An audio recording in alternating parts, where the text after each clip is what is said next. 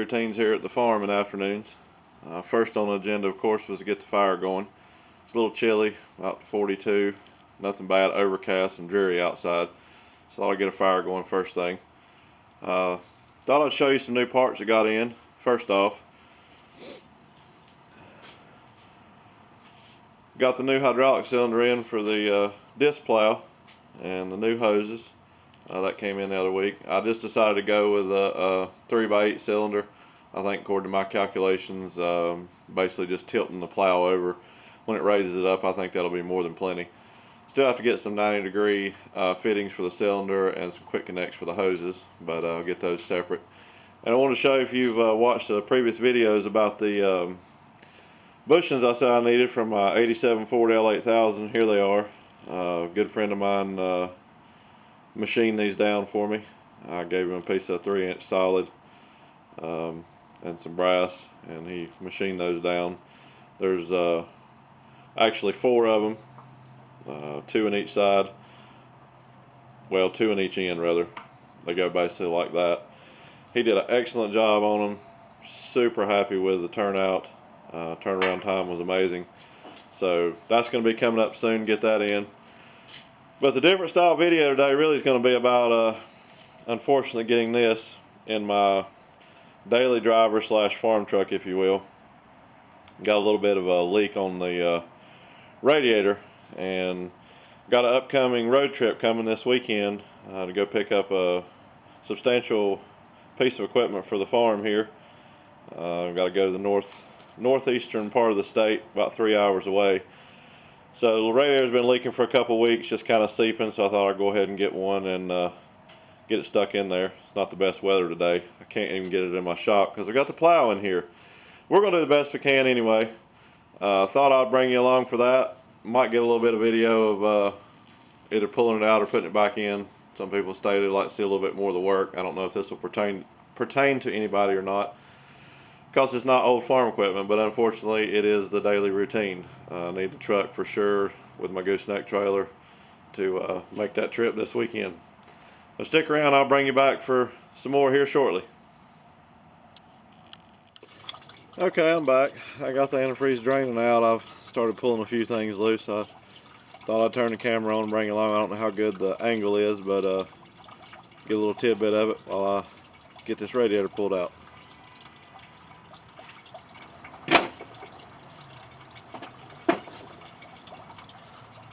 I apologize ahead of time for the audio if it's not very well. Let's see what happens.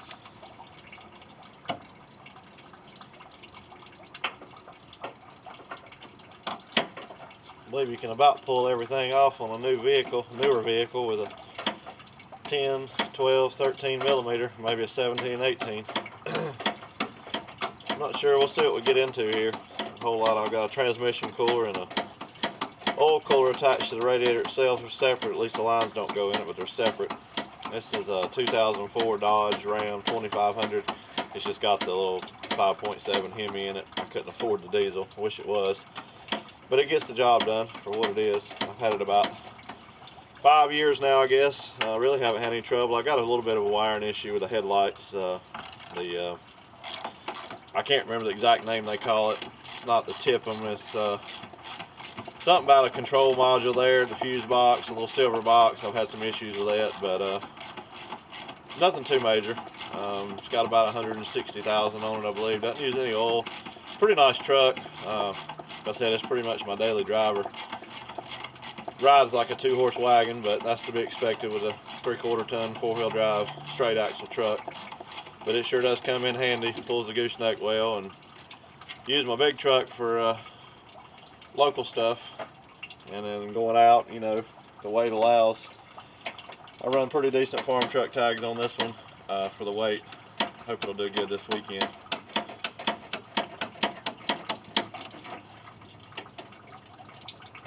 Let me get an extension.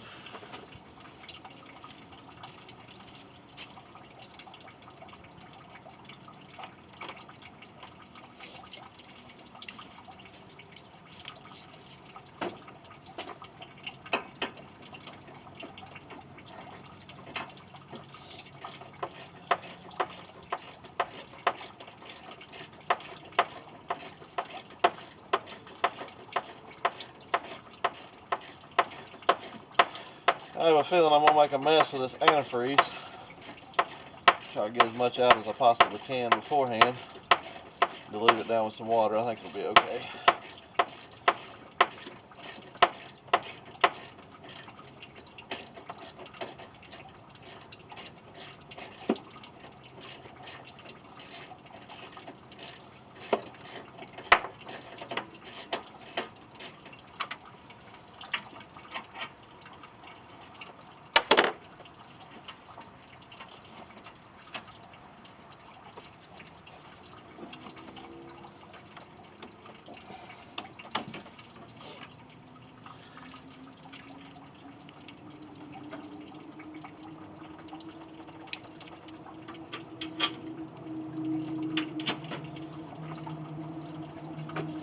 Alright, let's see if we can get see what holds all these oil coolers in.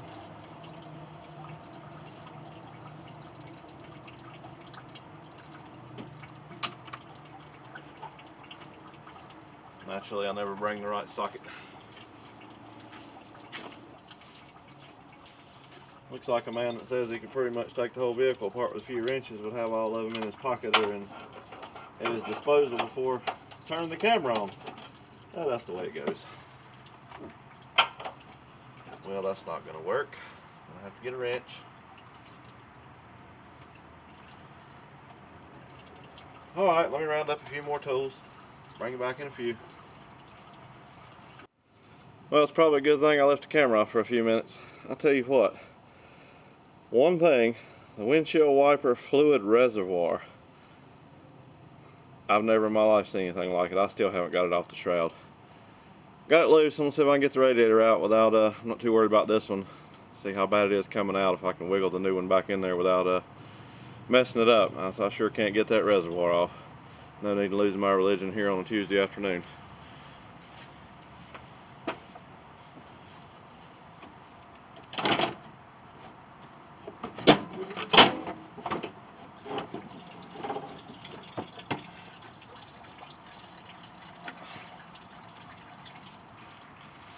Well, that came out. Let's see if I can get the new one in there. I believe you need about 5 sets of hands sometimes. I only have 2, unfortunately, and they don't work the best.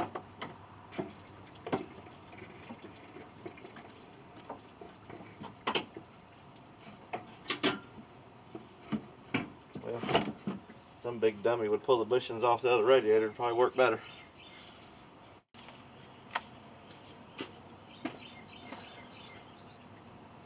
Wow. Sometimes I wonder about myself. Bless it. I'm sure you can't see a doggone thing where I got the camera, but okay, let's try this again.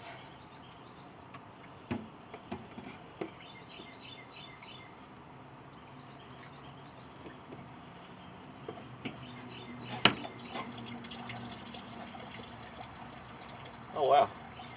Well, that was simple enough. Okay. Well, let me get out there and get the hoses hooked back up. I didn't lose any antifreeze like I thought I was going to. That's good. It all went in the bucket. Guess that's one plus of having a 4-wheel drive truck. High enough off the ground, you hit the bucket. Okay, bring you back shortly. Okay, well, I was able to get the hoses back on, so I can get the rest of the bolts in it now.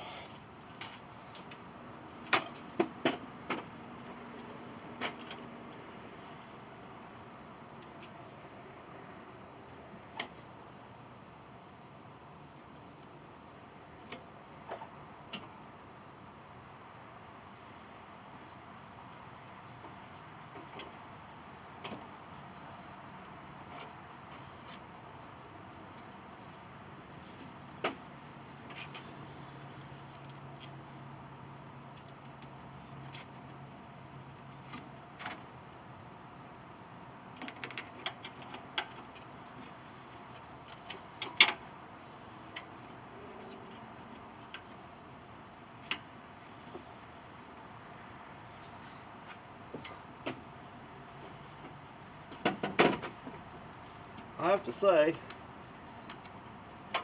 if anybody takes any advice from my unfortunate happenings, I would highly suggest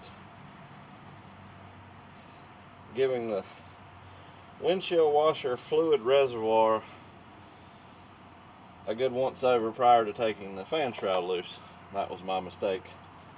No way I could get the little prongs, as they say, pushed in and pulled up with the fan shroud loose, but it is possible to do it without it. I thought it was going to be more of a pain, but again, that's the benefits of the four-wheel drive. I was able to get to the hose and stuff from underneath because the reservoir basically sits on top of the bottom radiator hose, so I wasn't able to get to it from the top. But I'm sure that no one's going to take my advice on this. Again, never done it. It's fairly simple, unless almost like it's got two little radiators in it. I don't know. I'm not a huge Dodge fan myself, but the time I bought this truck it was cheap and I liked it. It's fairly nice, served me well, so I'm not going to complain. Don't really have a preference to vehicles or tractors, just whatever's cheap and works and serves my purpose I'm satisfied with. But all in all, like I said, it's pretty simple. I did end up purchasing the radiator online, a very big auto parts distributor. Usually like to spend my money local, but when you're talking about a $70 to $80 difference, it's hard to beat that. So I did patronize the online distributor. Seems to fit very well, no issues at all. I'll get a few more bolts in and bring you guys back afterwards. I don't want to continue to bore you with the radiator install, but like I said, I just thought it was a little something different today. Has to be done. This trip coming up this weekend. Just changed the oil in it and rotated the tires, so I'm good on that. And this is the only major, I won't say major issue, but only issue at hand. I've driven many miles in this little truck over the last year or so, picking up different pieces of farm equipment. Like I said, the disc plow came from, I said the other day, the southern part of the state, but it's more the eastern part, about 2 hours away. Did fine. It is nice to have something dependable that will head down the highway. Gas mileage stinks. That's another thing. I don't know if any of you guys have the Hemis. I did have a 97, I think. It was still 12 valves right before, or 98, right before they changed over to the 24 valve 3/4 ton two-wheel drive probably 10 years ago. I could easily get 21 miles a gallon with that, and it was geared 410, I think. Didn't really like the highway. This was geared high, but honestly wouldn't pull a greasy string out of a chicken's behind. But again, serves the purpose. So we shall see. These coolers back bolted up. Sometimes you feel like you're playing checkers or something with some of these new vehicles. I'm not as up to date on it, but I feel like I can tackle anything mechanical. It may take me a little longer than others. See, there's a prime example. Now I've already bolted the radiator back up and forgot to put the bolt in the oil cooler that basically sits against the front radiator support. So now I get to take those bolts back out. Well, I think I'll bring the radiator install to a stopping point. I'm sure you guys are bored to death by now. I'll bring you back for a little more here in just a little bit. I thought I'll bring you back one last time on the radiator before it gets completely dark. It's in. Coolers are back on. Transmission cooler, oil cooler, overflow tank. Just need to fill it up, run it, make sure I don't get any air bubbles in it. Just want to put in a disclaimer, I guess you would say. I'm going to show everything good, bad, stuff I don't know anything about, the mistakes I make. Might be entertaining for some, but I'm not going to try to hide anything. I'm not a professional at any of this, but like I said before, I just learned by trial and fire. Never put a radiator in a 2004 Dodge, but it's not too bad. If any of you attempt it, just take heed to my warning on the windshield washer reservoir. Alright, bring you back in a few, wrap this video up. Hey everybody, I'm back. I'm gonna wrap it up for tonight. hope you like something a little bit different. Like I said before, it's just things that have to be done. There's always something to do. Something's going to come up. Plans are going to change. I'm going to try to get this video uploaded as soon as possible. May have a little bit of delay in the others. The weather here in North Carolina is really, really bad this week. I'm calling for quite a bit of rain. I've got the truck finalized for the trip. So if I get a chance, I've got some fabrication work I can do in the shop. I'm just not sure how the weather's going to be and my schedule at work. Try to get something for you guys this week. If not, definitely stay tuned for the weekend. For the road trip, I'll bring you along for that. Should be some of the trip and hopefully the loading process and bringing it home. Look forward to the new addition to the farm. Ran into some issues last weekend with a piece of equipment I had that just not going to be fixable. It's not cost effective, so looked around and found something else for a good price, and we're going to go snatch it up. So stay tuned for more. Thank you for watching. Please consider subscribing if you like what you see. Till next time, thank you.